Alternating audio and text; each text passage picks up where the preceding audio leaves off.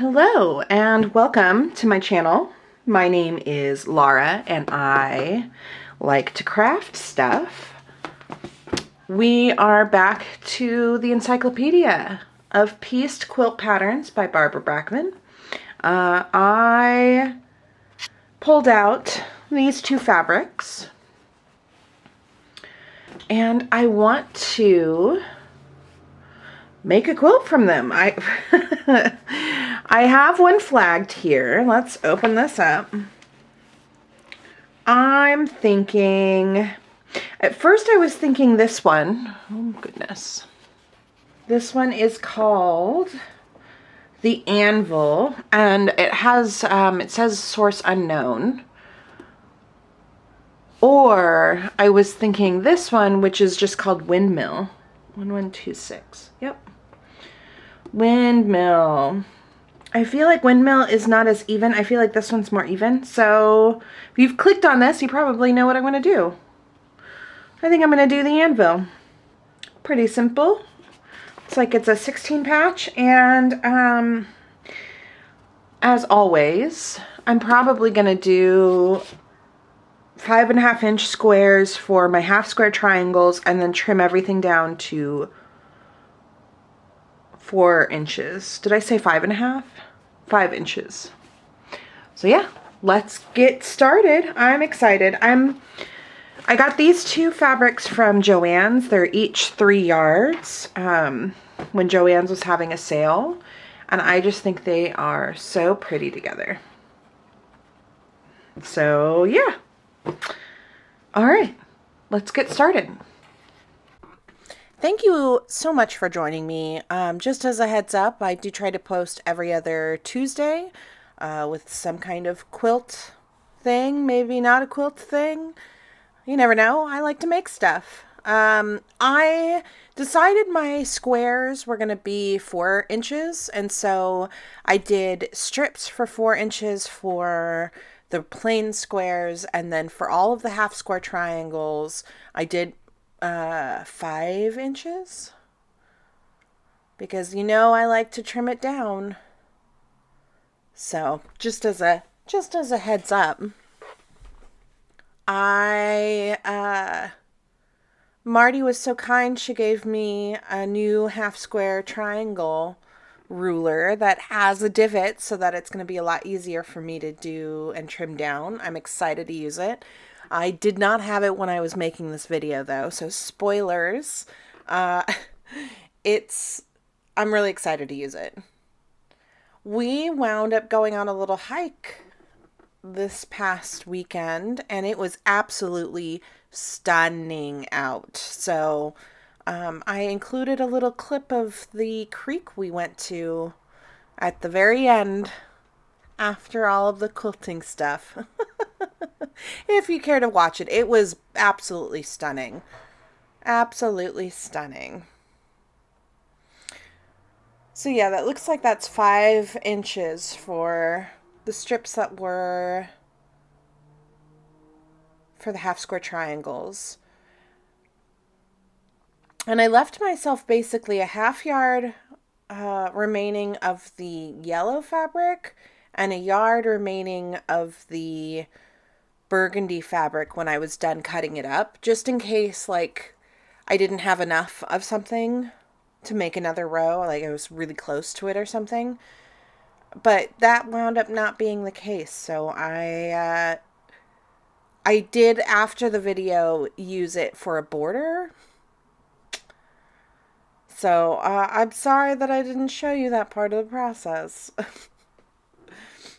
Here is my standard process for sewing half square triangles. I usually put the squares together and then I sew on either side diagonally from corner to corner, and then I cut them open. Or cut down the middle and it gives me 2 half square triangles. Really easy peasy. Mardi was also kind enough to show me a different way of doing half square triangles, so I am excited to try that out the next chance I get. Might not be the next video, but spoiler alert there. I'm excited because it might actually make it faster and not as complicated sizing wise as the flying geese. And then here I am ironing it open. I'm really happy in the end that I did choose the Anvil, especially with these two colors. I don't know, I just think it looks really nice. And I'm honestly really excited to have it be for me and to be a quilt that eventually ends up on my bed. I've been having fun. Of the quilts that I have quilted, I've been changing out some of my quilts here and there. Right now I have the Contrary Wife quilt that was quilted on my bed. I'm hoping to get a lot more quilts quilted now that I'm in my new place. It'll be easier to set up the space to sew the backing. So that's my goal for this year. And then when that happens, I can do like a trunk show or something. Of course, what's on the screen is me squaring down to 4 inches for my half squares triangles so that everything's even and it makes the points line up a lot faster. If you've never done this before, if you've ever, just in case. I imagine that most people watching these have done all of this and are probably a lot more knowledgeable than I am, but I appreciate anyone who chooses to stop by. And I figure I don't want anybody to be left out. So here I am laying it out. Basically, you could, I think I did, once I figured it out, I laid it out half. I only laid out half one side because they are the exact same on either side. One has the burgundy triangles pointed towards the corner and the other one has them pointed away. And yeah, you can just rotate them and it'll be the same top and bottom. If that makes sense. Or you can just lay it out fully. I think I don't know what I did. I think I did my 16 because it was just easier. But I didn't lay out the full square. I only laid out half and half once I got into a rhythm,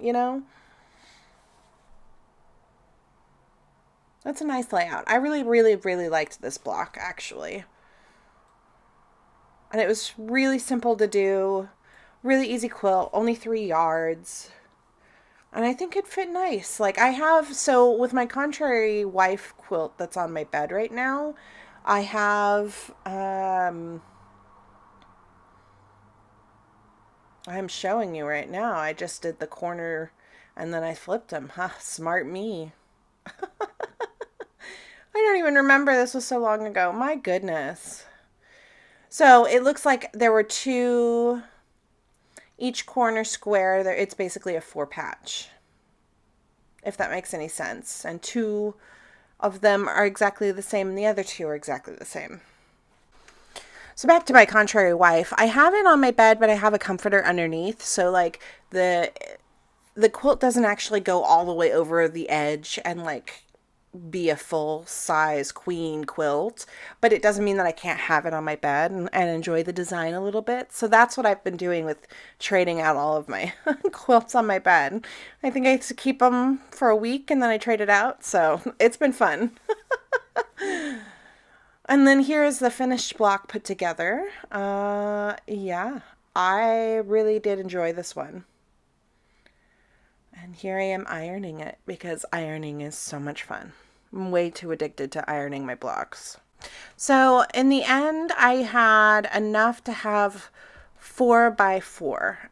So I think I did 16 blocks in total, which is a nice size quilt, especially with the 4-inch. I think the 4-inch is like my favorite size.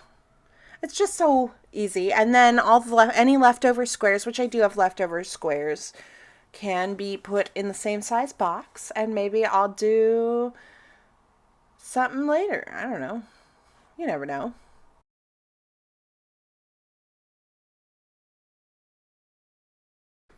And here it is, the final layout. It's so funny because I feel like from far away, it kind of gives me like a houndstooth kind of pattern. I don't know if houndstooth is the right one. There's another one that's similar to houndstooth. That's also really cool. I love those patterns, but that's kind of what it feels like to me from far away. Also put together, it gives this kind of like really interesting secondary pattern that I was not expecting. Like the actual block itself kind of disappears into the quilt and it's just the quilt design, which is why I enjoy doing the same block over and over and over again rather than doing one quilt with a bunch of different blocks. Those are very pretty, but it's interesting to see the secondary design that comes about when you just do one block over and over again, in my opinion. I had a lot of fun with this one. I hope that you enjoyed joining me, and like and subscribe if you want more, hangouts and craft with me's. And I will see you in the next one. With that being said, I'm going to leave you with the creek that we went and found. And yeah, I'll see you later. Bye.